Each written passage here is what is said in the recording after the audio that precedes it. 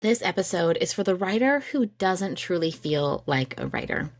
You feel like an imposter and you want to crawl out of your skin every time you try to say, "Oh, I'm a writer." Maybe you can't even get it out.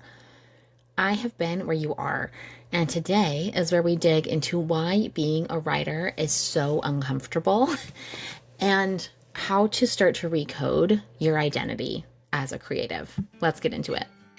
You are listening to the Memoir Method podcast, the place for writers, readers, and anyone who appreciates the collective power of our stories. In this podcast, we explore the impact of memoir alongside an examination of writing techniques and strategies used in the genre. Whether you are a writer looking for inspiration and guidance or a passionate reader seeking meaningful connections through shared experiences, the Memoir Method podcast is your go-to conversation spot. I'm your host, Charlotte, editor, writer, and the heart behind Charlotte Writes. Let's get started. So since I was a kid, I identified as a writer. In first grade, we had an assignment where one of those, what do you want to be when you grow up? And I wrote author in my cute little first grade handwriting. I had been a notebook hoarder my whole life. I had composition books with short stories in them. I've been writing my whole life. Essay assignments were so straightforward and fun and almost easy for me in grade school. Right after I graduated high school, I started a blog. This was in the mid-aughts, and I blogged regularly through all 4 years of college, into my newlywed years, and into my years of early motherhood. I have about 10 years of life that's chronicled in this blog where I wrote, it wasn't just this happened and this happened, but I really wrote thoughts and essays on this blog. It's interesting actually to look back on that time because I had very low attachment to how these posts performed. I wrote because I loved it, and some of what I wrote was pretty good, and some of it makes me cringe really bad now if I ever go back and look at it. But what's interesting is that my low attachment actually led to better performance and a growing audience. So that's just a little pin for me to pay attention to personally. I never had feelings about calling myself a writer for a long time, for a couple decades. It just was. That's just who I was. It's how I processed. I loved writing for other people. I was really good at it. And I didn't have any contraction around it. It just was. And then after the birth of my second kid, postpartum anxiety and PTSD derailed my life in so many ways. I stopped writing almost entirely. And at one point, I had stopped for so long that I didn't even feel that I could call myself a writer anymore. I took the blog offline completely. You can't find it. It's not there. I just stopped writing. And this is what I call my fallow season. In agriculture, you have to let different fields lie fallow where you don't use them for a few seasons so that the nutrients can grow back. And that is what these years were for me. My writing became a someday. Someday I want to write again. I'd see my writer friends and peers write and publish, and they kept writing, and they had these massive opportunities, and I felt left behind to the point where for a time I thought I've just missed my shot. I wanted to be a writer, and I missed it. The train went on without me. I missed it. I missed out. And again, I was in my early 30s, maybe late 20s, early 30s when this happened, which is so funny to think about. Like, I thought, oh my gosh, this whole opportunity is gone. But that's what I thought. That's how I felt. And I just felt like a fraud. Anytime I tried to write or feel like a writer or call myself a writer, I just feel like a total fake. And this creative hiatus lasted about 7 years. It was a long time. For someone who had been writing her whole life up until that point, to just not for 7 years. That's significant. And then in 2023, I actually kind of stumbled my way onto the staff of a magazine and as an editor. And when I was onboarded, the editor-in-chief told me that he expected me to contribute my own writing. I was like, excuse me, what now? Okay. Like, I was really excited for this opportunity. I was really excited for this magazine. And then I was like, oh, I have to start writing again.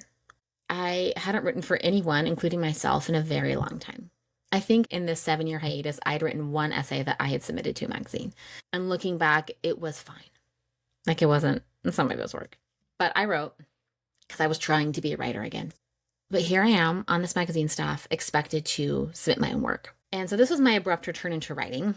And while I wish now that I hadn't waited for someone else to give me permission to do this, to write again, I also don't know if I would have re-entered this space, this being a writer, in any other way. What was interesting is that as I practiced my writing, it was slow. It was slow going. Some of it was good, some of it was not that great. But I noticed a running list of beliefs that had slowly cemented themselves into my personal coding. You aren't the kind of person who will actually publish anything. Writing is indulgent. You have other things you need to be doing. Writing well is too hard. You'd have to give up a lot to be able to do this well. Maybe some of those resonate with you. Maybe you have your own list of little sneaky beliefs running through your own mind. But even though I'd write for this magazine and I did see my name in print again, I didn't branch out beyond that for a while. So yes, I was writing, but I still didn't feel like a writer. So I'll pause. Before my time on the magazine staff, I had started this editing business. So Charlotte Writes started out as Bookish Edits back in 2020, and it's been going strong for 6 years now. I felt way more confident as an editor during this time than I did as a writer. That's why I went onto magazine staff as an editor. I was like, oh, I know how to edit. I'm really good at it. I know how to work with writers. I know the questions to ask, the comments to make, areas where I can push, how to amplify your voice. I'm very good at this job. Felt very confident, still feel very confident in my ability to work with authors and amplify their voice and their message. And also, within the past year or so, I have felt that something has been off about this work, about this business, and I have not been able to put my finger on it. Something kept feeling misaligned for me. I even thought about stopping editing altogether more than once, and I can never pull the trigger on that either because I love what I do. I love my calls with you. I love talking to you. I love reading what you write. I couldn't bring myself to stop the editing either, but something has felt off for a long time. And then I realized that what has been missing from my editing is my writing. If I want to be a great editor and really understand my clients in the way that you need to be understood, then I also need to be a great writer. I've had some real reckoning, personal reckoning going on behind the scenes. Writing cannot be a hobby. I say this for you and mostly for me. It has to become a part of who you are. As I have confronted this truth in myself, I've realized that for me to be the writer I want to be, I need to start moving differently in like all areas of my life. This isn't something that I can fiddle with when it's convenient and then pop out a banger. Like it's called a writing practice for a reason. You wouldn't go to the gym once every 6 months and expect to be in shape. Writing is the same way. So yes, I've been treating it as a hobby for a long time. I can't do that anymore. I need to adjust also how I see myself and many of the choices that I'm currently making with how I use my time, what I am consuming online, the books that I'm reading, the shows that I'm watching, how I'm allocating my time and my energy. I need to do a big audit of my creative process and my creative life. And is what I'm doing serving that creative part of me? I have to make that creative headspace easy to access again if I want to really feel like a writer and start a real writing practice again. Yet our current reality of feeds, algorithms, streaming platforms, memes, rage bait, personalized ads, phone notifications, group text, and rampant misinformation, I have not prioritized my own creative energy nearly as much as I need to if I want to take myself seriously as a writer. I need to evaluate my inputs so that I can reliably produce quality outputs. This is, again, do you see how this is not a hobby? This is a complete identity reorientation. Because if I want to be a writer, I have to start acting like it. If you want to be a writer, you have to start acting like it. And this is terrifying. I say this feeling terrified about what shifts I need to make. Being a writer is a complete identity upgrade. No successful writer that I've known has half-assed their work. successful writers are delusional in how much they believe in their ability to write well and publish. It is tunnel vision in the best way. And it's beyond time for me to get delusional about who I am as an author. I'm really excited to work on this, to bring this to you, to bring this to readers, to bring this to myself. Being ready to write is an illusion. For years, I waited for someone to tell me to be ready. And even when that happened, yet, like I said, I was writing, but I didn't feel like a writer.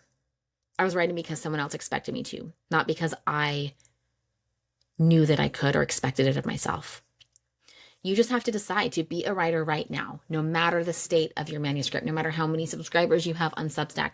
You just have to decide to do it and to be so committed to who you want to be as a writer that you just do it, that it just becomes a part of who you are. It informs how you move in the world.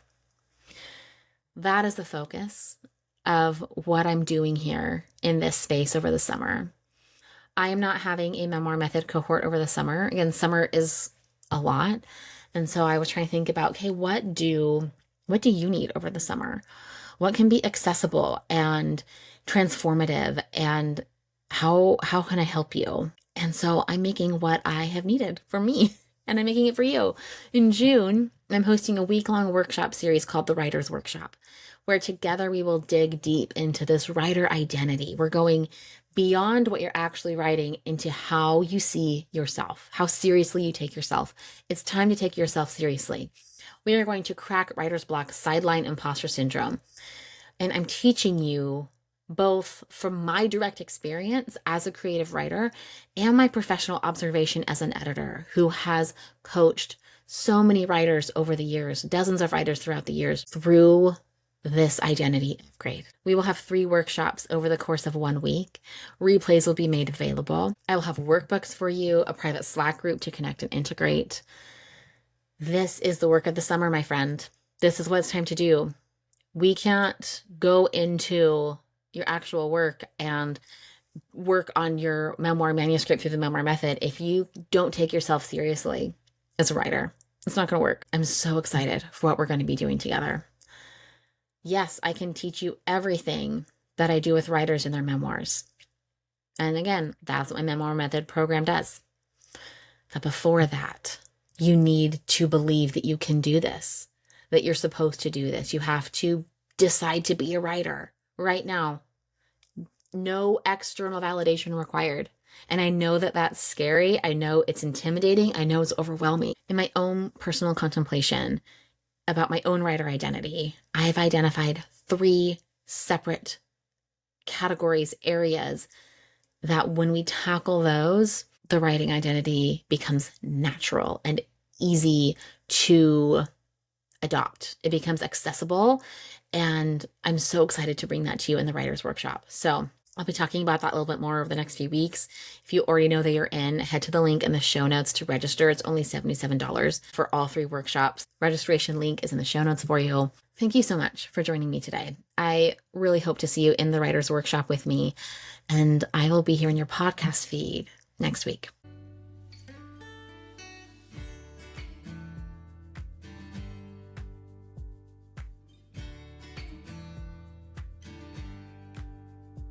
You've just listened to an episode of the Memoir Method Podcast. The Memoir Method Podcast is presented by Charlotte Writes. If you liked what you heard, the best way to support the show is to subscribe through your preferred podcast player. And if you're feeling especially inspired, I'd love it if you left a 5-star review on Apple Podcasts.